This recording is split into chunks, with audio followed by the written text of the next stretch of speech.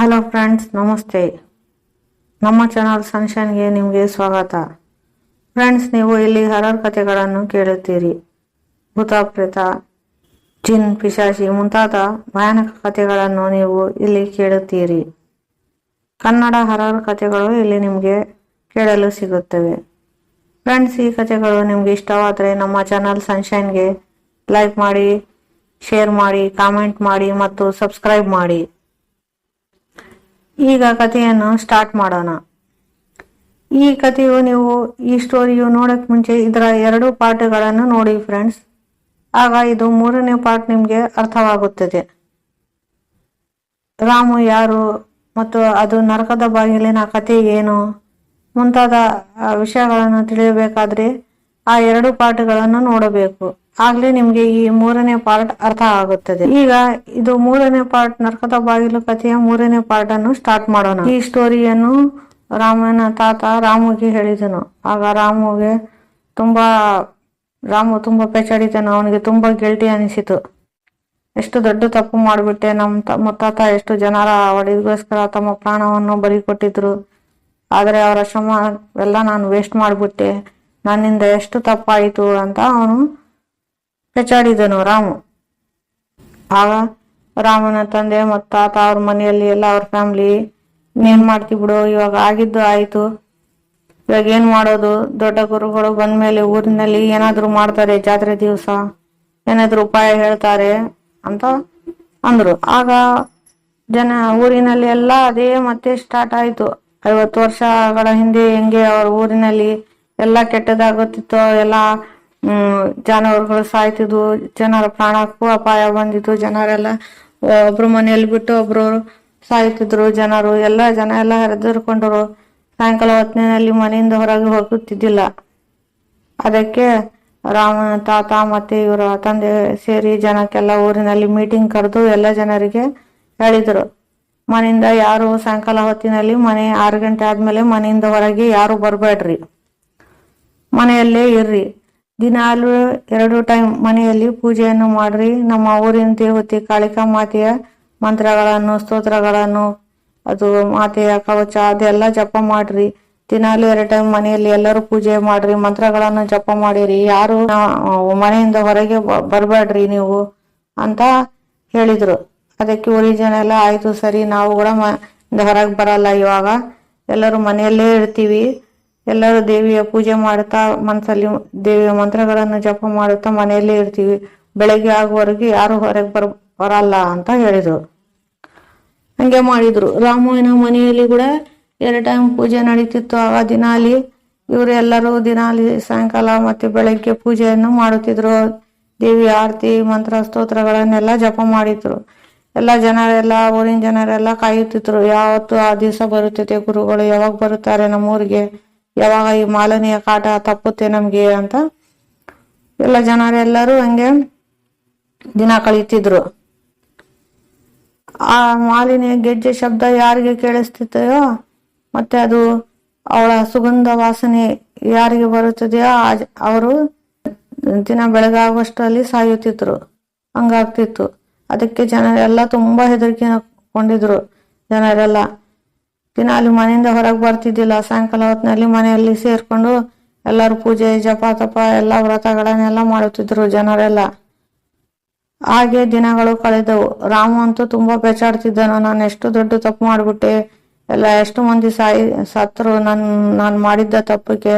ನಾನು ಸುಮ್ಮನೆ ಆದ್ರೂ ಅದು ಕೋಣೆಯ ಬಾಗಿಲನ್ನು ತೆರೆದೆ ಅಂತ ರಾಮು ತುಂಬಾ ಪೆಚಾಡ್ತಿದ್ದನು. ಹಾಗೆ ಸ್ವಲ್ಪ ದಿವಸಗಳು ಹೋದು. ಆಗ ಮತ್ತೆ ದೇವಿಯ ಜಾತ್ರೆ ಬಂತು. ಎಲ್ಲ ಊರಿನ ಜನ ಎಲ್ಲ ಸೇರಿ ತುಂಬಾ ಗ್ರ್ಯಾಂಡ್ನಿಂದ ಗುಡಿ ಹತ್ರ ಎಲ್ಲ ಅರೇಂಜ್ ಮಾಡಿಸಿದ್ರು. ಪೂಜೆಗೆ ಅದು ಜಾತ್ರೆ ರಥ ಎಳೆಯಕ್ಕೆ ಎಲ್ಲ ಮಾಡಿಸಿದ್ರು. ಆಗ ದೊಡ್ಡ ಗುರುಗಳು ಬಂದ್ರು. ಆ ದಿನ ಎಲ್ಲ ದೇವಿಯ ಜಾತ್ರೆ ಪೂಜೆ ಅದು ರಥ ಎಳೆದು ಎಲ್ಲ ನಡೆಯಿತು. ಆ ದಿನ ಎಲ್ಲ ಜಾತ್ರೆ ದಿವಸ ಬೇರೆ ಬೇರೆ ಕಡೆಯಿಂದ ಊರಿಗೆ ಜನ ಬಂದಿದ್ರು. ಒಂದು ಸಾಯಂಕಾಲ ಹೊತ್ತಾಗೋವರೆಗೆ ನೀವೆಲ್ಲ ಹೋಗ್ಬಿಡ್ರಿ, ಬೇರೆ ಊರಿಂದ ಬಂದವರು ನಮ್ಮ ಊರಿನಲ್ಲಿ ಸ್ವಲ್ಪ ಆತ್ಮಗಳ ಕಾಟ ಇದೆ ಅಂತ ಇವರೆಲ್ಲ ಅನೌನ್ಸ್ ಮಾಡಿಸಿದ್ರು. ಆಗ ಬೇರೆ ಕಡೆಯಿಂದ ಬಂದವರ ಬೆಳಗ್ಗೆ ಹೊತ್ತಿನಲ್ಲಿ ಎಲ್ಲ ದರ್ಶನ ಮಾಡಿ ದೇವಿಯ ಅವರೆಲ್ಲ ಹೋಗ್ಬಿಟ್ರು. ಬೇರೆ ಕಡೆಯಿಂದ ಊರಿಂದ ಬಂದವರು. ಆಗ ಈ ಊರಿನ ಜನರಷ್ಟೇ ಆ ಊರಿನಲ್ಲಿದ್ರು. ಆಗ ಎಲ್ಲರೂ ಸೇರಿ ಗುಡಿ ಹತ್ರ ಹೋದ್ರು. ಊರಿನ ಜನ ಮತ್ತೆ ರಾಮು ಮತ್ತೆ ಅವ್ರ ಫ್ಯಾಮಿಲಿ ಎಲ್ಲ ಸೇರಿ ಹೋದ್ರು. ಆಗ ದೊಡ್ಡ ಗುರುಗಳಂದ್ರೆ ಅವರು ದೊಡ್ಡ ಸಿದ್ಧಿ ಪುರುಷರು, ಮಾಂತ್ರಿಕರಾಗಿದ್ರು. ಅವರು ಮಾಮೂಲಿ ಪೂಜಾರಿ ಹೆಂಗಿರ್ತಾರಲ್ಲ ಹಂಗಿದ್ದಿಲ್ಲ. ಅವರು ತುಂಬಾ ಸಿದ್ಧಿ ಮಾಡ್ಕೊಂಡಿದ್ರು. ದೊಡ್ಡ ಮಾಂತ್ರಿಕರಿದ್ರು ಅವರು. ಅವ್ರ ಹತ್ರ ಇವ್ರು ಹೋದ್ರು. ಹೋಗಿ ಸ್ವಾಮೀಜಿ, ಊರಿನಲ್ಲಿ ಹಿಂಗೆಲ್ಲ ನಡೀತಿದೆ ಅಂತ ಇವ್ರು ಹೇಳಿದ್ರು. ಇವ್ರ ತಾತ ಹೇಳ್ತಿದ್ರು, ರಾಮನ ತಾತ ಹೇಳ್ತಿದ್ರು. ಅವರು ಹೇಳಿದ್ರು, ನನ್ಗೆಲ್ಲ ನಿಮ್ಮ ಊರಿನ ವಿಷಯ ಎಲ್ಲ ಗೊತ್ತಾಯ್ತು ಆಗ್ಲೇ. ನಾನು ಅದಕ್ಕೆ ಎಲ್ಲ ರೆಡಿ ಮಾಡ್ಕೊಂಡೆ ಇಲ್ಲಿ ಬಂದಿದ್ದೀನಿ. ನಿಮ್ಮ ಹುಡುಗ ಮಾಡಿದ್ದು ದೊಡ್ಡ ತಪ್ಪು ಮಾಡ್ಬಿಟ್ಟ. ನಿಮ್ಮ ಹುಡುಗ ರಾಮು, ನನ್ಗೆಲ್ಲ ಗೊತ್ತೈತೆ. 60 ವರ್ಷಗಳ ಹಿಂದೆ ಅವರು ರಾಜಪ್ಪ ಅವ್ರು ಇದ್ದಿರಲ್ಲ, ಅವರು ದೊಡ್ಡ ನಮ್ಮ ಗುರುಗಳಿದ್ದಾಗಿ ಅವರು ತುಂಬಾ ಸಿದ್ಧಿ ಪುರುಷರು. ಅವರು ಎಷ್ಟು ದೊಡ್ಡ ತ್ಯಾಗ ಮಾಡಿದ್ರು, ತಮ್ಮ ಪ್ರಾಣವನ್ನು ಕೊಟ್ಟಿದ್ರು. ಅದು ಈ ಮೂರ್ಖ ಹುಡುಗ ಎಲ್ಲ ವೇಸ್ಟ್ ಮಾಡ್ಬಿಟ್ಟ. ಮತ್ತೆ ಊರಿನ ಜನರಿಗೆಲ್ಲ ಪ್ರಾಣಕ್ಕೆ ಅಪಾಯ ತಂದ್ಬಿಟ್ಟ. ಅದಕ್ಕೆ ನೋಡ್ರಿ ಎಷ್ಟು ಮಂದಿಗೂ ಊರಿನಲ್ಲಿ ಸತ್ತಿದ್ದಾರೆ. ಈಗಿನ ಹುಡುಗರು ಯಾಕೆ ಮಾತು ಕೇಳಲ್ಲ, ದೊಡ್ಡವ್ರ ಮಾತು ಯಾಕೆ ಕೇಳಲ್ಲ, ಎಲ್ಲ ತಾವೇ ದೊಡ್ಡವ್ರು ಅನ್ಕೊಂಡ್ಬಿಡ್ತಾರೆ, ಸ್ವಲ್ಪ ಓದಿ ಅಂತ ಗುರುಗಳು ತುಂಬಾ ಸಿಟ್ಟು ಮಾಡ್ಕೊಂಡ್ರು. ಆಗ ರಾಮು ತಲೆ ತೆಗ್ಗಿಸಿ ಅಲ್ಲೇ ನಿಂತಿದ್ದ. ಈಗ ಏನ್ ಮಾಡ್ಬೇಕು ಗುರುಗಳಿಗೆ ಹೇಳ್ರಿ ಅಂತ ರಾಮನ ತಂದೆ ಮತ್ತು ಅವ್ರ ತಾತ ಕೇಳಿದ್ರು ಗುರುಗಳಿಗೆ. ಊರಿನ ಜನ ಎಲ್ಲ, ಸ್ವಾಮೀಜಿ ಇವಾಗ ಆಗಿದ್ದು ಆಗೋಯ್ತು, ಈಗ ಮುಂದಿನ ವಿಚಾರ ಏನಾದ್ರೂ ಹೇಳ್ರಿ, ಏನ್ ಮಾಡ್ಬೇಕು ಹೇಳ್ರಿ, ನೀವೇ ಏನಾದ್ರೂ ಮಾಡಿ ಆ ಮಾಲಿನಿ ಕಾಟದಿಂದ ನಮ್ಗೆ ರಕ್ಷಿಸಿ ಅಂತ ಜನರೆಲ್ಲ ಕೇಳಿದ್ರು. ಆಗ ಗುರುಗಳು ಹೇಳಿದ್ರು, ಆ ದೊಡ್ಡ ಸ್ವಾಮೀಜಿ ಇದ್ರಲ್ಲ ಅವ್ರು ಹೇಳಿದ್ರು, ರಾಮುಗೆ ಕರೆದು ಇಲ್ಲಿ ಬಾ ಅಂತ ಹೇಳಿದ್ರು. ರಾಮು ಹೋಗಿ ಮುಂದೆ ನಿಂತ. ಸಾರಿ ಸ್ವಾಮೀಜಿ, ನಾನು ಹಿಂಗ್ ಮಾಡ್ಬಿಟ್ಟೆ ಅಂತ ಹೇಳಿದ್ರೆ, ನಿನ್ಗೆ ಏನ್ ಹೇಳ್ಬೇಕು ಏನೋ ಗೊತ್ತಾಗಲ್ಲ. ಈಗೇನು ಹುಡುಗರು ಅಷ್ಟೇ, ಎಲ್ಲಾ ದೊಡ್ಡವ್ರು ಹೇಳಿದ್ದೆಲ್ಲ ಸುಮ್ನೆ ವೇಸ್ಟ್ ಅನ್ಕೊಂತಾರೆ. ದೊಡ್ಡವರ ನೀವೇ ಅಷ್ಟು ದೊಡ್ಡ ಜ್ಞಾನ ಬಂದ್ಬಿಡ್ತಾ ನಿಮ್ಗೆ, ಸ್ವಲ್ಪ ಓದಿ ಅಂತ ಆ ಗುರುಗಳು ತುಂಬಾ ಸಿಟ್ಟು ಮಾಡ್ಕೊಂಡ್ರು. ಆಮೇಲೆ ರಾಮು, ಸಾರಿ ಸ್ವಾಮೀಜಿ ಕ್ಷಮಿಸಿ, ನಾನು ದೊಡ್ಡ ತಪ್ಪು ಮಾಡ್ಬಿಟ್ಟೆ, ಹೇಗೆ ಹೇಳ್ರಿ, ನನ್ಗೆ ತುಂಬಾ ಗಿಲ್ಟಿ ಫೀಲ್ ಮಾಡ್ತಿದ್ದೀನಿ. ನನಗೆ ಇದು ಪಶ್ಚಾತ್ತಾಪ ಪಡಬೇಕು ನಾನು ಮಾಡಿದ್ದು ತಪ್ಪಿಗೆ. ಏನಾದ್ರು ಉಪಾಯ ಹೇಳ್ರಿ ಸ್ವಾಮೀಜಿ, ನಾನು ಹೆಲ್ಪ್ ಮಾಡ್ತೀನಿ ಅಂತ ಹೇಳಿದ್ರೆ ಆ ಗುರುಗಳು ಹೇಳಿದ್ರು, ಯಾರು ಮಾಡೋದು ಅದಿಲ್ಲ, ನೀನೇ ಮಾಡ್ಬೇಕದು. ನೀನೇ ಅದು ರೂಮ್ ಓಪನ್ ಮಾಡಿದೆ, ಇವಾಗ ನೀನೇ ಹೆಲ್ಪ್ ಮಾಡ್ಬೇಕು ಆ ಮಾಲಿನಿ ಆತ್ಮಕ್ಕೆ ಮುಕ್ತಿಗೊಳಿಸ್ಬೇಕಾದ್ರೆ ಅಂತ ಆ ಗುರುಗಳು ಹೇಳಿದ್ರು. ಆಗ ರಾಮನ ತಂದೆ, ಸ್ವಾಮೀಜಿ ಇವನ್ಗೆ ಏನಾಗ್ತೈತೆ, ಇವನ್ ಕೈಯಿಂದ ಏನಾಗಲ್ಲ, ಮತ್ತೆ ಇವನ್ ಏನಾದ್ರು ಮತ್ತೆ ತಪ್ಪು ಮಾಡ್ಬಿಡ್ತಾನೆ. ಬೇಡ ಸ್ವಾಮೀಜಿ, ನಾನ್ ಬೇಕಾದ್ರೂ ಮಾಡ್ತೀನಿ ಹೆಲ್ಪು. ನನ್ನ ಮಗನಿಂದ ಎಷ್ಟು ದೊಡ್ಡ ತಪ್ಪಾಗಿದೆ, ಅದಕ್ಕೆ ನಾನೇ ಮಾಡ್ತೀನಿ, ಏನ್ ಮಾಡ್ಬೇಕು ಹೇಳ್ರಿ ಅಂತ ಹೇಳಿದ್ರು. ಆಗ ಗುರುಗಳು ಹೇಳಿದ್ರು, ಇಲ್ಲ ನೀನ್ ಮಾಡೋದಿಲ್ಲ, ಇವನೇ ಮಾಡ್ಬೇಕು, ಅದು ಇವನ್ ಕೈಯಿಂದಾನೇ ಸಾಧ್ಯ ಅದು ಅಂತ ಗುರುಗಳು ಹೇಳಿದ್ರು. ಆಗ ರಾಮು, ಹೇಳ್ರಿ ಸ್ವಾಮೀಜಿ, ನಾವು ಏನ್ ಮಾಡ್ಬೇಕು ಹೇಳ್ರಿ ಅಂತ ಹೇಳ್ದ. ಅದಕ್ಕೆ ಗುರುಗಳು ಹೇಳಿದ್ರು, ನೀನು 9 ದಿವಸವರೆಗೆ ನೀನು ಉಪವಾಸ ಮಾಡಬೇಕು, ಕಠಿಣ ವ್ರತವನ್ನು ಮಾಡಬೇಕು. ನೀನು ಬರೇ ಹಣ್ಣು ಹಂಪಲು ಹಾಲು ಅಷ್ಟೇ ಕುಡಿದು ಒಂಟಿಯಾಗಿ ಇಲ್ಲೇ ಗುಡಿಯಲ್ಲೇ ಇದ್ದು ನೀನು, ಅದು ನಾನು ಒಂದು ಮಂತ್ರ ಹೇಳ್ಕೊಡ್ತೀನಿ, ಅದು ಮಂತ್ರವನ್ನು ಕಠಿಣವಾಗಿ ನೀನು 1000 ಟೈಮ್ ಅದು ಜಪ ಮಾಡ್ಬೇಕು ನೀನು ಅಂತ ಗುರುಗಳು ಹೇಳಿದ್ರು. ಅದಕ್ಕೆ ರಾಮ, 1000 ಟೈಮ್ ಜಪ ಮಾಡ್ಬೇಕಾ, ಮತ್ತೆ ಉಪವಾಸ ಇರ್ಬೇಕಾ ಅಂತ ಹೇಳ್ದ. ಅದಕ್ಕೆ ಗುರುಗಳು, ಹೌದು ನೀನೇ ಮಾಡ್ಬೇಕು, ನೀನು ಇಷ್ಟು ದೊಡ್ಡ ತಪ್ಪು ಮಾಡಿದ್ದೆ, ಇವಾಗ ನೀನೇ ಮಾಡ್ಬೇಕಿದೆ ಎಲ್ಲ ಕೆಲಸ ಅಂತ ಹೇಳಿದ್ರು. ಸ್ವಾಮೀಜಿ, ನಾನು ಪೂಜೆಯಲ್ಲಿ ಏನ್ ಮಾಡೋದು, ನಾನು ಏನಾದ್ರೂ ಬಂದು ಅಲ್ಲಿ ಆಗ್ಬಾರ್ದು ಅಂತ ನಾನೇ ಬಂದು ಅಲ್ಲಿ ಕಾಯ್ತೀನಿ, ಬೇಕಾದ್ರೆ ನಾನು ಇಷ್ಟು ದೊಡ್ಡ ವ್ರತ ಹೆಂಗ್ ಮಾಡ್ಬೇಕು ಸ್ವಾಮೀಜಿ ಅಂತ ಹೇಳ್ದ. ಅದಕ್ಕೆ ಗುರುಗಳು ಹೇಳಿದ್ರು, ಮೂರ್ಖ, ನೀನೇನ್ ಬಂದು ನನ್ಗೆ ಹೆಲ್ಪ್ ಮಾಡ್ತೀಯ ಪೂಜೆಯಲ್ಲಿ, ನೀನ್ ಅಲ್ಲಿ ಇರ್ಬೇಕು, ನಿನ್ ಕೈಯಿಂದಲೇ ಸ್ವಲ್ಪ ಪೂಜೆಗಳನ್ನು ನಾನು ಮಾಡಿಸ್ಬೇಕು. ಯಾಕಾದ್ರೆ ನಿಮ್ ಮುತ್ತಾತ ನನ್ ಗುರುಗಳಿದ್ರು, ಅದಕ್ಕೆ ಇವಾಗ ನಾನು ಬಂದು ನಿಮ್ಗೆ ಹೆಲ್ಪ್ ಮಾಡ್ತಿದ್ದೀನಿ. ನೀನು ಅದೇ ಕುಲದವನು, ನಿಮ್ಮ ರಾಜಪ್ಪ ಗುರುಗಳಿದ್ರಲ್ಲ ಅವ್ರದೇ ನಿನ್ ಮೊಮ್ಮಗ ನೀನು. ಅದಕ್ಕೆ ಅವರ ಶಕ್ತಿ ಕೂಡ ನಿನ್ನಲ್ಲೇ ಐತೆ, ಅದೇ ಅಡಿಗೆ ಐತೆ ನಿನ್ನ ಶಕ್ತಿ. ಅದನ್ನು ಜಾಗೃತಗೊಳಿಸ್ತೀನಿ. ಅದಕ್ಕೆ ನಿನ್ಗೆ ಅದು ವ್ರತ ಮಾಡ್ಬೇಕು ಅಂತ ಹೇಳ್ತಿದ್ದೀನಿ. ನಿನ್ನ ನಿಷ್ಠೆಯಿಂದ ವ್ರತ ಮಾಡು. ನಿಮ್ಮ ತಾತ ನಿಮ್ಮ ವಂಶಾವಳಿಯಿಂದ ನಿಮ್ದು ಬಂದ ವಿದ್ಯೆ ನಿಮಗೆ ಅದು ಅದೇ ರಕ್ತ ನಿಂದು, ರಾಜಪ್ಪನವರ ರಕ್ತ ನಿಂದು, ಅದು ಶಕ್ತಿ ನಿನ್ನಲ್ಲಿ ಕೂಡ ಇರುತ್ತದೆ. ಅದು ಅದಕ್ಕೆ ನೀವು ಮಂತ್ರವಾದಿಗಳ ವಂಶ, ನಿಮಗೆ ಎಲ್ಲ ನೀವು ನಿಮ್ಮ ವಂಶದವರು ಜನರಿಗೆ ಒಳ್ಳೆಯದಕ್ಕೋಸ್ಕರ ಈ ವಿದ್ಯೆಯನ್ನು ಕಲ್ತಿರೋರು, ಈ ವಿದ್ಯೆಯನ್ನು ಉಪಯೋಗಿಸುವರು. ಅದರಿಂದ ಅದೆಲ್ಲ ಪುಣ್ಯ ಮತ್ತು ಅದು ಶಕ್ತಿ ಎಲ್ಲ ನಿನ್ನ ವಂಶಕ್ಕಿದೆ, ನಿನ್ನಲ್ಲಿ ಅದು ಅಡುಗೆ ಇದೆ. ಅದಕ್ಕೆ ನೀನು ಈ ವ್ರತವನ್ನು ಮಾಡು, ಆ ಶಕ್ತಿ ನಿನಗೆ ಜಾಗೃತವಾಗುತ್ತದೆ ಮತ್ತು ತಾಯಿ ಕಾಳಿಕಾ ಮಾತೆಯ ಆಶೀರ್ವಾದಗಳು ನಿನಗೆ ಸಿಗುತ್ತದೆ ಅಂತ ಗುರುಗಳು ಹೇಳಿದರು. ಅದಕ್ಕೆ ರಾಮು ಯೋಚನೆ ಮಾಡಿ, ಆಯಿತು ಗುರುಗಳು, ನಾನು ಮಾಡ್ತೀನಿ, ಜನಕ್ಕೆ ಒಳ್ಳೆಗೋಸ್ಕರ ನಮ್ಮ ತಾತ ಕೂಡ ಮಾಡಿದರು, ಅದಕ್ಕೆ ನಾನು ಕೂಡ ಮಾಡ್ತೀನಿ, ಎಷ್ಟು ಕಷ್ಟವಾದರೂ ಪರವಾಗಿಲ್ಲ, ನಾನು ಮಾಡ್ತೀನಿ ವ್ರತ ಅಂತ ಹೇಳ್ದ. ಅದಕ್ಕೆ ಅವ್ರ ತಂದೆ, ನಿನಗೆ ಆಗಲ್ಲ ಬಿಡು, ನಾನು ಮಾಡ್ತೀನಿ ಅಂತ ಹೇಳ್ದ. ಅದಕ್ಕೆ ಗುರುಗಳು, ಬೇಡ, ನೀನು ಬೇಡ, ಇವನೇ ಮಾಡಬೇಕು, ಇವನಿಗೆ ಗೊತ್ತಾಗಬೇಕು, ಎಲ್ಲರಿಗೂ ಗೊತ್ತಾಗಬೇಕು, ದೊಡ್ಡವ್ರು ಹೇಳಿದ ಮಾತು ಹುಡುಗರು ಕೇಳಬೇಕಂತ ಅವ್ರಿಗೆ ಎಲ್ಲರಿಗೂ ಗೊತ್ತಾಗಬೇಕು, ಮಾಡಲಿ, ಇವನೇ ಮಾಡಲಿ ಅಂತ ಗುರುಗಳು ಹೇಳಿದರು. ಇವನಿಗೆ ಶಕ್ತಿ ಐತೆ, ಅದು ಅವನಿಗೆ ಗೊತ್ತಿಲ್ಲ, ಇವನ ಒಳಗೆ ಅದು ಶಕ್ತಿ ಐತೆ, ಅವ್ರ ತಾತ ಅವ್ರ ಶಕ್ತಿ ಕೂಡ ಇವನಿಗೆ ಐತೆ, ಅದೇ ವಂಶ ಅಲ್ಲ, ಅದೇ ಶಕ್ತಿ ಅಡಗಿರ್ತೈತೆ, ಅವನಿಗೆ ಜಾಗೃತಗೊಳಿಸ್ಬೇಕು ಈ ಶಕ್ತಿ ಅಂತ ಗುರುಗಳು ಹೇಳಿದರು. ಅದಕ್ಕೆ ಎಲ್ಲರೂ ಡಿಸೈಡ್ ಮಾಡಿದರು, ರಾಮನೇ ಈ ವ್ರತ ಮಾಡ್ತಾನೆ ಅಂತ. ಗುರುಗಳು ಅವನಿಗೆ ಕರೆದು ಕಿವಿಯಲ್ಲಿ ಒಂದು ಮಂತ್ರವನ್ನು ಹೇಳಿದರು. ನೀನು ಮಂತ್ರವನ್ನು ಜಪ ಮಾಡಬೇಕು. ಈ ನೀನು ಮಾಡುವಾಗ ಮಂತ್ರ ಜಪ ಯಾರಾದರೂ ನೋಡಿದರೆ ಅದು ವೇಸ್ಟ್ ಆದಾಗೆ. ಮತ್ತೆ ನೀನು ಮೊದಲಿಂದ ಈ ಮಂತ್ರವನ್ನು ಜಪ ಮಾಡಬೇಕು. ನಿನಗೆ 9 ದಿವಸ ಟೈಮ್ ಇರ್ತೈತೆ. ಆ ಟೈಮ್ನಲ್ಲಿ ನೀನು 1000 ಟೈಮ್ ಈ ಮಂತ್ರವನ್ನು ಕಂಪ್ಲೀಟ್ ಮಾಡಬೇಕು. ಮಾಡೈತಾ ತಾನೇ ಅಂತ ಗುರುಗಳು ಹೇಳಿದರು. ಅವನಿಗೆ ರಾಮು, ಆಯ್ತು ಸ್ವಾಮೀಜಿ, ನಾನು ಮಾಡ್ತೀನಿ, ಎಷ್ಟು ಕಷ್ಟವಾದರೂ ಪರವಾಗಿಲ್ಲ, ನಾನು ಮಾಡ್ತೀನಿ ಅಂತ ಹೇಳ್ದ. ಅದಕ್ಕೆ ಗುರುಗಳು, ಆಯಿತು, ನೀನು ನಾಳೆ ಬೆಳಗ್ಗೆಯಿಂದಲೇ ನೀನು ಈ ಮಂತ್ರವನ್ನು ಜಪ ಮಾಡಲು ಸ್ಟಾರ್ಟ್ ಮಾಡು, ನಾನು 9ನೇ ದಿವಸ ಬರ್ತೀನಿ ಅಂತ ಒಂದು ಲಿಸ್ಟ್ ಕೊಟ್ಟರು ಗುರುಗಳು. ಇವರು ತಂದೆಗೆ, ರಾಮು ತಂದೆಗೆ ಒಂದು ಲಿಸ್ಟ್ ಕೊಟ್ಟರು. ಈ ಸಾಮಾನೆಲ್ಲ ತರಿಸಿಟ್ಕೊ, ನಾನು ಬಂದು ಆ ರೂಮ್ನಲ್ಲಿ ಸ್ವಲ್ಪ ಕ್ಲೀನ್ ಮಾಡಿ ಇಟ್ಕೊಳ್ರಿ, ನಾನು ಬಂದಮೇಲೆ ಅಲ್ಲೇ ಕುಂತು ಪೂಜೆ ಮಾಡ್ತೀನಿ. ಅದು ನರಕದ ಬಾಗಿಲು ಡೋರ್ ಇತ್ತಲ್ಲ, ಅದೇ ಕೋಣೆಯಲ್ಲೇ ಕುಂತು ನಾನು ಪೂಜೆ ಮಾಡಬೇಕು 9ನೇ ದಿವಸ.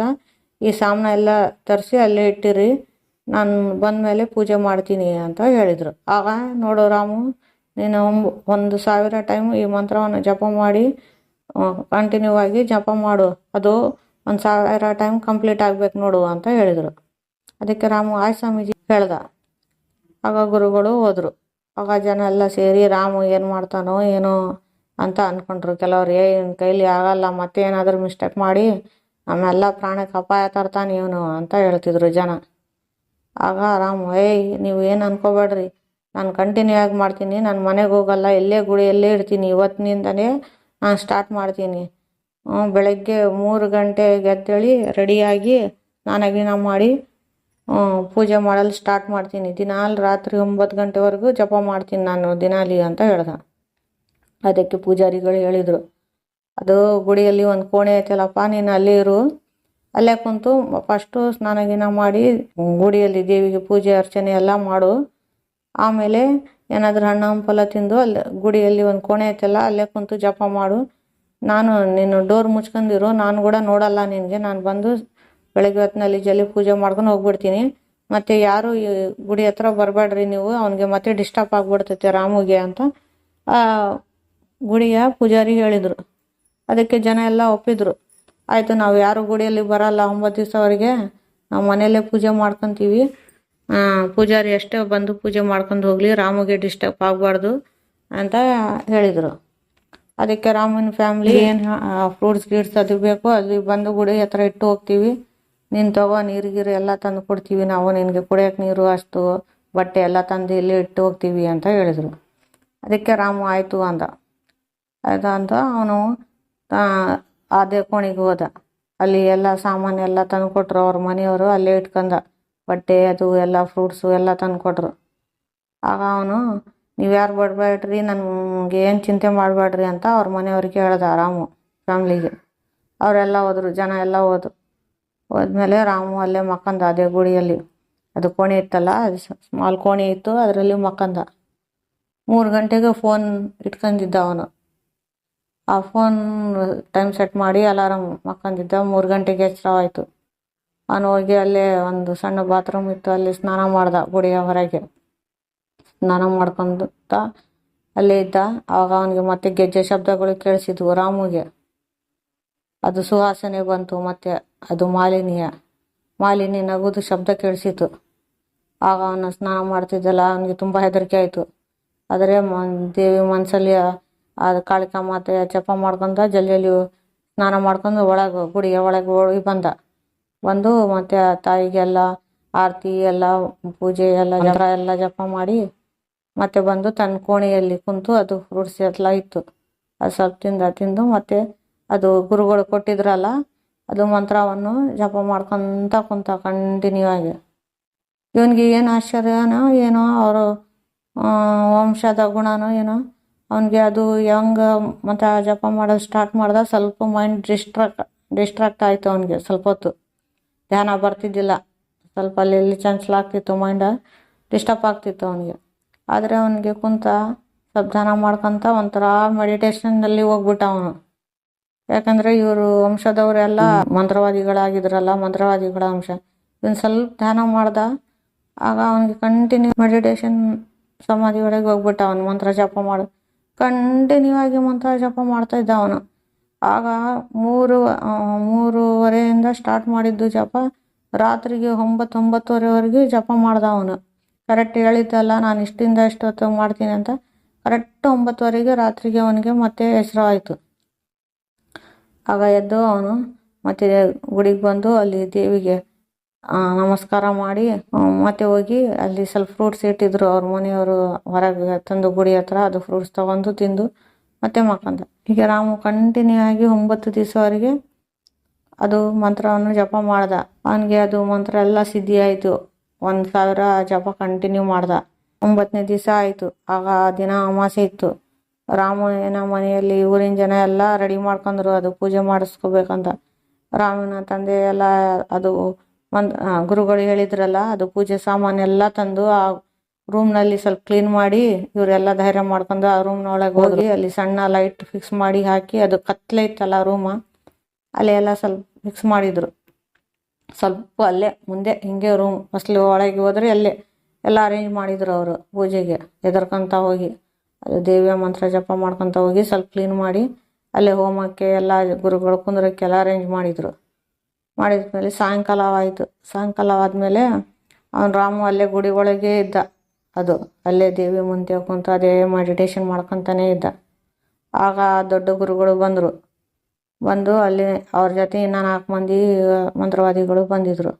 ಅವರೆಲ್ಲ ಬಂದು ಆ ಗುಡಿಗೆ ಬಂದು ದೇವಿಗೆ ಕೈ ಮುಗಿದು ರಾಮುಗೆ, ಬಾ ರಾಮು ಎದ್ದೇಳು, ಇವಾಗ ಸಾಕು ಮಾಡು, ನಿನಗೆ ಎಲ್ಲ ಸಿದ್ಧಿ ಆಗೈತಿ, ಇವಾಗ ದೇವಿಯ ಮಂತ್ರ ಅದು ಸಿದ್ಧಿ ಆಗೈತಿ, ಸಾಕು ಮಾಡಿ ಇವಾಗ ಪೂಜೆ ಮಾಡೋದು, ಬಾ ನಮ್ಮ ಜೊತೆಗೆ ಅಂತ ಕರೆದ್ರು. ಆಗ ರಾಮು ಎದ್ದು ದೇವಿಗೆ ನಮಸ್ಕಾರ ಮಾಡಿ ಇವ್ರ ಜೊತೆಗೆ ಬಂದ. ಆಗ ಇವ್ರ ಮನೆಯಲ್ಲಿ ಎಲ್ಲ ಅದು ರೆಡಿ ಮಾಡ್ಕೊಂಡಿದ್ರು. ಮನೆಯಲ್ಲಿ ಊರಿನ ಜನ ಎಲ್ಲ ಕಾಯ್ತಿದ್ರು ಇವಾಗ ಏನಾಗ್ತೈತೆ ಏನೋ ಅಂತ. ಆಗ ಎಲ್ಲರೂ ಅಲ್ಲೇ ಕುಂತು ಎಲ್ಲರೂ ಬಂದು ಅದೇ ರೂಮ್ನಲ್ಲಿ ಬಂದು ನಿಂತಿದ್ರು. ಜನ ಎಲ್ಲ ಅಲ್ಲೇ ರೂಮಿನ ಹೊರಗೆ ನಿಂತಿದ್ರು. ಆಗ ಗುರುಗಳು ರಾಮು ಅಲ್ಲೇ ಬಂದು ಎಲ್ಲ ಸೆಟಪ್ ಎಲ್ಲ ಅರೇಂಜ್ ಮಾಡಿದರು. ಹೋಮಕ್ಕೆಲ್ಲ ರೆಡಿ ಮಾಡಿದರು ಇವರು ಫ್ಯಾಮ್ಲಿಯವರು. ಅದು ಸಾಮಾನೆಲ್ಲ ತರಿಸಿ ಅದು ಸೆಟಪ್ ರೆಡಿ ಮಾಡಿದರು ಪೂಜೆದು. ಆಗ ಗುರುಗಳು ಕುಂತು ಒಂದು ರೌಂಡ್ ಹಾಕಿ ಅದರೊಳಗೆ ರಾಮು ಕುಂದಿರಿಸಿದ್ರು. ಆಗ ರಾಮು ಅಲ್ಲೇ ಕುಂತಿದ್ದ. ಆಗ ಅವ್ರ ತಂದೆ ತಾಯಿ ರಾಮುವಿನ ಗುರುಗಳೇ ಅಂತ ಕೇಳಿದ್ರು. ಗುರುಗಳು ಏನು ಅಂತ ಕೇಳ್ದ. ನನ್ನ ಮಗನಿಗೆ ಏನು ಆಗಬಾರ್ದು ಗುರುಗಳೇ, ನೋಡ್ರಿ ನಿಮ್ಮ ಭರೋಸೆ ನಾನು ಬಿಟ್ಟಿದ್ದೀನಿ ಅಂತ ಹೇಳ್ದ.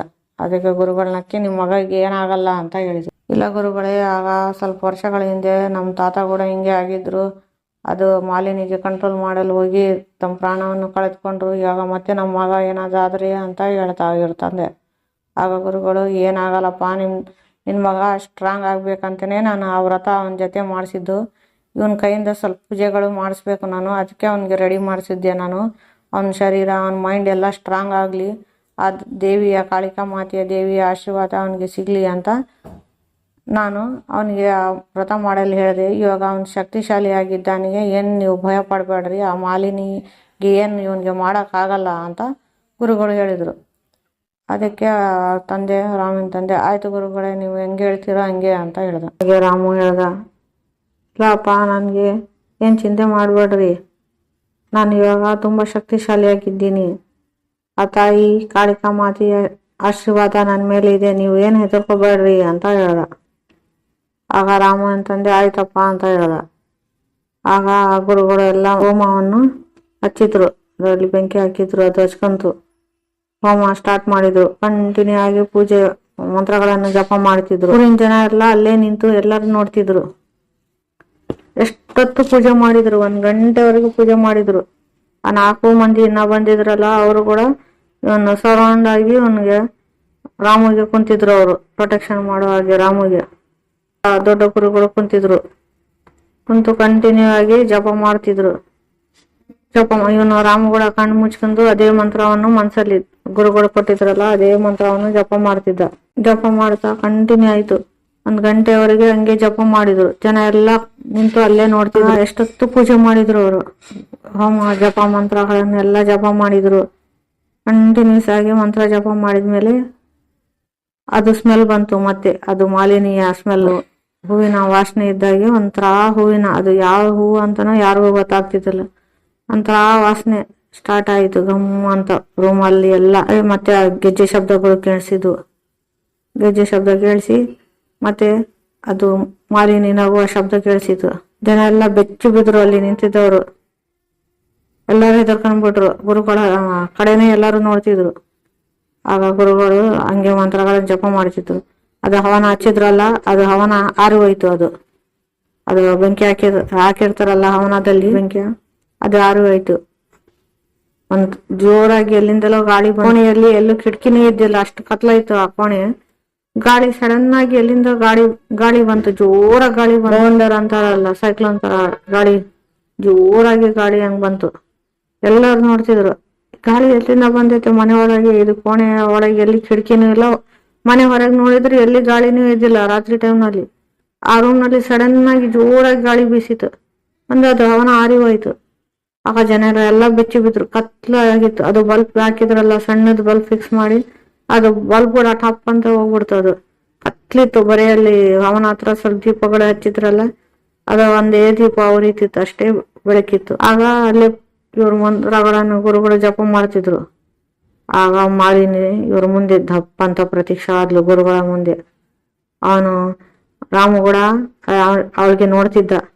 ಆ ಮಂತ್ರವಾದಿಗಳೆಲ್ಲ ಕಂಟಿನ್ಯೂ ಆಗಿ ಮಂತ್ರ ಹಂಗೆ ಜಪ ಮಾಡ್ತಿದ್ರು.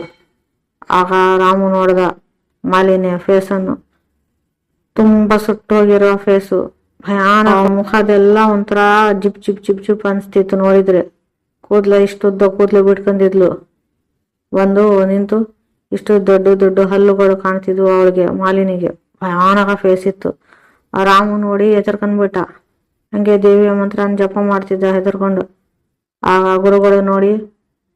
ಗುರುಗಳಿಗೆ ಮಾಲಿನಿ ನೋಡಿ, ಮಂತ್ರವಾದಿ, ಏನೆಲ್ಲ ನಾಟಕ ಮಾಡ್ಕೊಂಡ್ ಕುಂತೀಯ, ನಿನ್ ಕೈಯಿಂದ ಏನಾಗಲ್ಲ. ನಿನ್ಗೆ ಮತ್ತೆ ನಿನ್ ಜೊತೆ ಬಂದರಲ್ಲ ಈ 4 ಮಂದಿ ಮಾಂತ್ರಿಕರಿಗೆ, ನಾನು ಮತ್ತೆ ನೋಡಿ ಏನ್ ಮಾಡ್ತೀನಿ ಅಂತ. ಸ್ಟಾಪ್ ಮಾಡು, ಇಲ್ಲಿ ಸ್ಟಾಪ್ ಮಾಡು, ಈ ಮಂತ್ರ ಜಪ ಮಾಡುದು. ಇಲ್ಲಿದ್ರ ಈ ಹುಡ್ಗ ಕೂಡ ಬಿಡಲ್ಲ ನಾನು. ಅವ್ರ ತಾತಕ್ಕೆ ಹೆಂಗ್ ಸಾಯಿಸಿದ್ದೆ, ಇವನ್ಗೆ ಕೂಡ ಹಂಗೆ ಸಾಯಿಸ್ಬಿಡ್ತೀನಿ ನಾನು ಅಂತ ಮಾಲಿನಿ ಹೇಳಿದ್ಲು. ಅದಕ್ಕೆ ಗುರುಗಳನಕ್ಕೆ, ಮಾಲಿನಿ ದುಷ್ಟ ಆತ್ಮ, ನೀನು ಪ್ರೇತವಾಗಿ ಈ ಊರಿಗೆ ಜನಗೆಲ್ಲ ಜೀವಂತವಾಗಿದ್ದಾಗೂ ಸಾಯಿಸ್ತಿದ್ದೆ, ಕಾಟ ಕೊಡ್ತಿದ್ದೆ, ಸತ್ತಾಗ್ಲೂ ಹಿಂಗೆ ಮಾಡ್ತಿದೀಯ. ನಿನ್ಗೆ ಇಷ್ಟು ವರ್ಷ ರಾಜಪ್ಪನವರು ಕಟ್ಟಾಕಿದ್ರು. ನಿನ್ಗೆ ಯಾವಾಗಲೇ ಸುಟ್ಟು ಭಸ್ಮ ಮಾಡ್ಬೇಕಿತ್ತು, ಚೆನ್ನಾಗಿತ್ತು. ಈಗ ನಿನ್ಗೆ ಬಿಡಲ್ಲ. ಈಗ ಸುಮ್ನೆ ಈ ಗುಹೆಯಿಂದ ನೀನ್ ನರಕಕ್ಕೆ ಹೋಗ್ಬಿಡು, ಇಲ್ಲದಿದ್ರೆ ನೋಡು ನಿನ್ಗೆ ಏನ್ ಮಾಡ್ತೀನಿ ನಾನು ಅಂತ ಗುರುಗಳು ಹೇಳಿದ್ರು. ಅದಕ್ಕೆ ಮಾಲಿನಿ ಆತ್ಮ, ಗುರುಗಳೇ, ನಿನ್ ಕೈಯಿಂದ ಏನ್ ಮಾಡಕ್ಕಾಗಲ್ಲ. ನೀನು ನಾಟಕ ಮಾಡಬೇಡ ನನ್ ಮುಂದೆ. ನಿನ್ ಮಂತ್ರಗಳ, ನಿನ್ ಜಪಗಳ ಏನ್ ಶಕ್ತಿ ನನ್ಗೆ ನಡೆಯಲ್ಲ. ನಾನು ಅಷ್ಟು ಸ್ಟ್ರಾಂಗ್ ಆಗಿದ್ದೀನಿ, ನಿನ್ ಕೈಯಿಂದ ಏನಾಗಲ್ಲ ಅಂತ ಹೇಳಿ ನಗ್ತಿದ್ಲು. ಅದೆಲ್ಲ ಸೌಂಡ್ ಎಲ್ಲ ಇವ್ರಿಗೆಲ್ಲ ಜನರು ನಿಂತಿದ್ರಲ್ಲ ರಾಮುವಿನ ಫ್ಯಾಮಿಲಿಗೆ, ಅವ್ರಿಗೆಲ್ಲ ಬರೀ ಕೇಳಿಸ್ತಿತ್ತು. ಆದ್ರೆ ಮುಂದೆ ಏನಾಯ್ತಂತ ಅವ್ರಿಗೆ ಕಾಣ್ತಾ ಇದ್ದಿಲ್ಲ. ಬರೀ ಶಬ್ದಗಳು ಕೇಳಿಸ್ತಿದ್ವು, ಸೌಂಡ್ ಬರ್ತಿತ್ತು. ಆಗ ಗುರುಗಳು, ಮಾಲಿನಿ, ನಿನ್ನಿಂದ ನೀನೇ ಈ ಗುಹೆ ಒಳಗೆ ಹೋಗ್ಬಿಡು, ನರಕದ ಗುಹೆ ಒಳಗೆ ಹೋಗ್ಬಿಡು. ಇಲ್ಲಿದ್ರೆ ನಾನು ನಿನ್ಗೆ ಬಿಡಲ್ಲ. ಆ ದೇವಿಯ ಕೈಯಿಂದ ನಿನ್ಗೆ ಸುಟ್ಟು ಭಸ್ಮ ಮಾಡಿಸ್ತೀನಿ ನೋಡು ಅಂತ ಹೇಳಿದ್ರು. ಆಗ ಮಾಲಿನಿ, ಮಂತ್ರಿಕ, ನಿನ್ಗೆ ಏನಾಗಲ್ಲ, ನನ್ಗೆ ಕಟ್ ಹಾಕಕ್ಕೆ ಯಾರಿಂದಲೂ ಆಗಲ್ಲ ಅಂತ ಹೇಳಿ ನಗ್ತಿದ್ಲು. ಆಗ ಗುರುಗಳು ಮತ್ತೆ ಹಂಗೆ ಮಂತ್ರಗಳನ್ನು ಜಪ ಮಾಡಲು ಕಂಟಿನ್ಯೂ ಆಗಿ ಸ್ಟಾರ್ಟ್ ಮಾಡಿದ್ರು.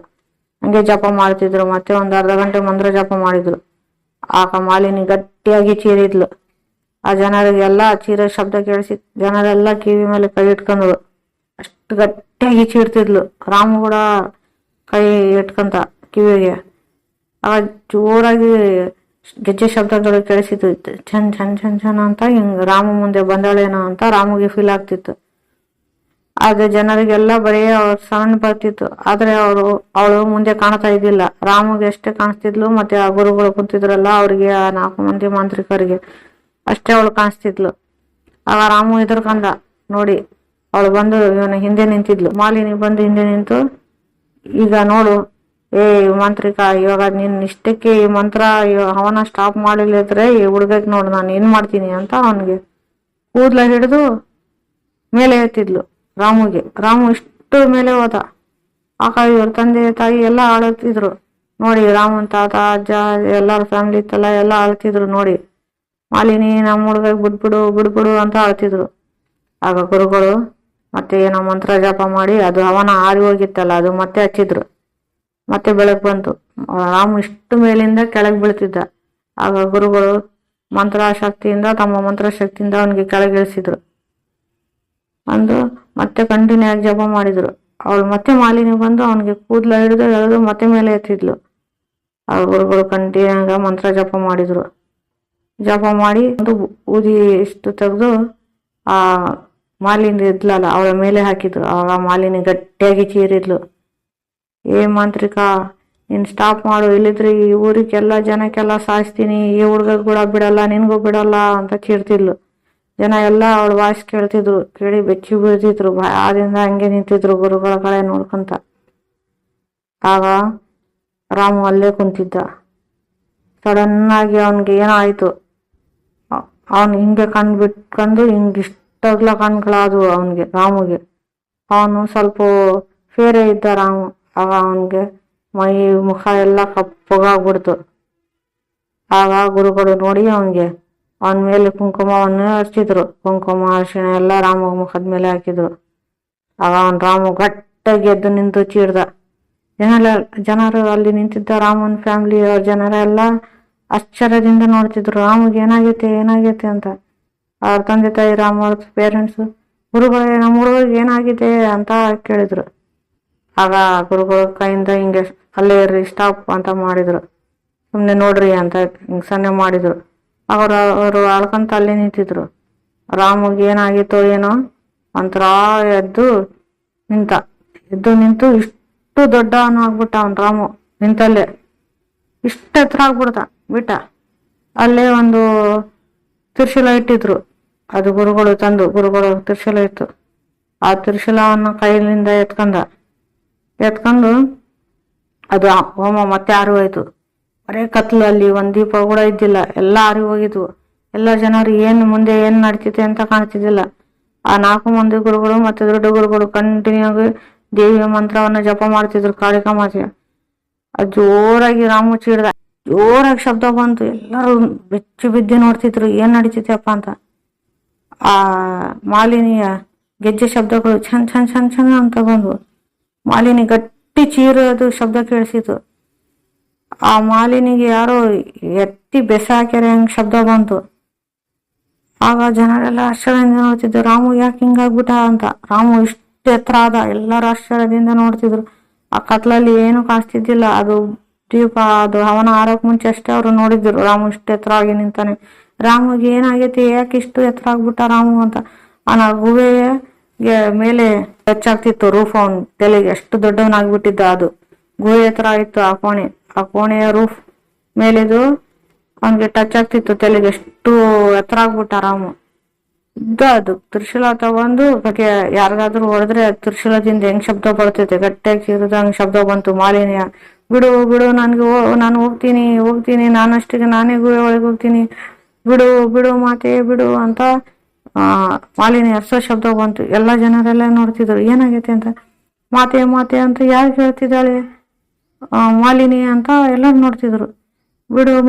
ಮಾತೆ ನಾನು ಹೋಗ್ತೀನಿ ಅಂತ ಹೇಳಿದ್ರೆ ಅದು ರಾಮು ಗಟ್ಟಿ ನಿನ್ಗೆ ಎಷ್ಟು ಸರ್ತಿ ನಾನು ಕ್ಷಮಿಸಿದೆ, ಎಷ್ಟು ವರ್ಷ ಟೈಮ್ ಕೊಟ್ಟಿದ್ದೆ ನಿನ್ಗೆ, ಇಲ್ಲಿಂದ ಹೋಗ್ಬಿಡು, ಜನರಿಗೆ ಸಾಯಿಸ್ಬೇಡ ಅಂತ. ಈ ನನ್ನ ಊರಿನಲ್ಲಿ ನಾನಿರೋದು ನನ್ನ ಜನ, ಈ ಜನಕ್ಕೆಲ್ಲ ನಾನು ಎಷ್ಟು ವರ್ಷಗಳಿಂದ ಕಾಪಾಡ್ತಿದ್ದೀನಿ. ಆದ್ರೆ ನೀನ್ ಮೂರ್ಖ ಹುಡುಗಿ ಬಂದು ಈ ಜನಕ್ಕೆಲ್ಲ ಕಾಟ ಕೊಡ್ತಿದ್ದೆ. ನಾನು ಆಗ್ಲೇ ನಿನ್ಗೆ ನಿನ್ ತಾಯಿಗೆ ವಾರ್ನಿಂಗ್ ಕೊಟ್ಟಿದ್ದೆ, ಎಚ್ಚರಿಕೆ ಕೊಟ್ಟಿದ್ದೆ, ಬಿಡ್ಬಿಡ್ರಿ, ಇದೆಲ್ಲ ತಪ್ಪು ಮಾಡೋದು ಬಿಡ್ರಿ ಅಂತ ಹೇಳಿದೆ. ಆದ್ರೂ ಕೂಡ ನೀವು ಕೇಳಿಲ್ಲ. ನೀವು ಅದೃಷ್ಟ ಕೆಲಸಗಳನ್ನು ಮುಂದುವರಿಸಿದ್ರಿ. ನಿಮ್ಮ ಸಿದ್ಧಿಗಳಿಗೋಸ್ಕರ ಜನರ ಪ್ರಾಣ ತಗೊಂಡ್ರಿ ನೀವು. ನಿನ್ ತಾಯಿಗೆ ನಿನ್ಗೆ ಆಗ್ಲೇ ವಾರ್ನಿಂಗ್ ಕೊಟ್ಟಿದ್ದೆ, ಗೊತ್ತಿಲ್ಲ ನಿನ್ಗೆ ಅಂತ ಹೇಳಿದ್ಲು. ಶಬ್ದಗಳು ಕೇಳಿಸಿದ್ವು. ಆಗ ಮಾಲಿನಿ ಆಯ್ದು ಮಾತೆ ನೀನ್ ಕೊಟ್ಟಿದ್ದೀಯ, ಕ್ಷಮೆ ಮಾತೆ, ಕ್ಷಮೆ ಅಂತ ಕೇಳ್ತಿದ್ಲು. ಆಗ ದೇವಿ ಕಾಳಿಕಾ ಮಾತೆ ಇವನ್ ರಾಮನ ಮೈಯಲ್ಲಿ ಬಂದಿದ್ಲು. ಅದಕ್ಕೆ ರಾಮು ಅಷ್ಟೇ ಎತ್ತರವಾಗಿ ನಿಂತಿದ್ದ. ರಾಮುನೇ ಮಾಲಿನಿ ಆತ್ಮಗೆ ಹಿಡಿದು ಅದು ತ್ರಿಶೂಲದ ಕೆಳಗೆ ಹಾಕೊಂಡು ನಿಂತಿದ್ದ ಅವನು. ರಾಮು ಅಂದ್ರೆ ರಾಮು ಮೈಯಲ್ಲಿ ಕಾಳಿಕಾ ಮಾತೆ ಬಂದಿದ್ಲು. ಅದಕ್ಕೆ ಮಾಲಿನಿ ಬಿಡು ಮಾತೆ ಬಿಡು, ನನ್ಗೆ ಕ್ಷಮಿಸ್ಬಿಡು ಅಂತ ಕೇಳ್ತಿದ್ಲು. ಆಗ ದೇವಿಯ ಕಾಳಿಕಾ ಮಾತೆ ಅಂದ್ರೆ ರಾಮನ ಕಾಲ್ ಹಿಡ್ಕೊಂಡ್ಲು ಮಾಲಿನಿ. ಕ್ಷಮೆ ಕೇಳಿದ್ಲು. ಮಾತೆ ನನ್ಗೆ ಬಿಟ್ಬಿಡು, ನಾನು ಅಷ್ಟಕ್ಕೆ ನಾನೇ ಹೋಗ್ತೀನಿ ಇಲ್ಲಿಂದ, ನನ್ಗೆ ಸುಳ್ಬೇಡ, ಕ್ಷಮಿಸ್ಬಿಡು ತಾಯಿ, ಕ್ಷಮಿಸ್ಬಿಡು ಅಂತ ಕೇಳಿದ್ಲು. ಆಗ ದೇವಿ ಸಿಟ್ಟಿನಿಂದ ನನ್ಗೆ ಇಲ್ಲಿವರೆಗೆ ಬರುವವರೆಗೆ ಮಾಡಿದೆ, ನನ್ಗೆ ಇಷ್ಟು ಸೆಟ್ಟು ಬರುವವರೆಗೆ ನೀನು ಬರೋಷ್ಟು ಮಾಡಿದೆ, ನೀನು ಎಷ್ಟು ಜನರಿಗೆ ಸಾಯಿಸ್ತಿ, ಎಷ್ಟು ಪ್ರಾಣಿಗಳನ್ನು ಸಾಯಿಸ್ತಿ, ನಿನ್ಗೆ ಇವಾಗ ಬಿಡಲ್ಲ ನಾನು, ಯಾವ್ದು ಕ್ಷಮೆ ಇಲ್ಲ ಇವಾಗ ನಿನ್ಗೆ ಅಂತ ಹೇಳ್ತಿದ್ಲು ಮಾತೆ, ಕಾಳಿಕಾ ಮಾತೆ. ಆಗ ಮಾಲಿನಿ ಬಿಡು ಮಾತೆ, ಕ್ಷಮೆ ಮಾತೆ ಅಂತ ಹೇಳ್ತಿದ್ಲು. ಆಗ ದೇವಿ ಶಾಂತವಾಗಿ, ಇವಾಗ ನಿನಗೆ ಟೈಮ್ ಕೊಡ್ತಿದ್ದೀನಿ, ನೀನಷ್ಟಕ್ಕೆ ನೀನೇ ಈ ಗುಹೆ ಒಳಗೆ ಹೋಗು, ನರಕಕ್ಕೆ ಹೋಗು, ಅಲ್ಲಿ ನೀನು ಪಶ್ಚಾತ್ತಾಪ ಪಡಬೇಕು, ನಿನ್ನ ಪಾಪಗಳು ಕಳೆಯಬೇಕು. ನಿನ್ನ ಪಾಪಗಳು ಕಳೆದ್ರೇನೆ ನಿನಗೆ ಮುಕ್ತಿ ಸಿಗುತ್ತೆ, ಇಲ್ಲಿದ್ರೆ ಅಲ್ಲಿವರೆಗೆ ಸಿಗಲ್ಲ.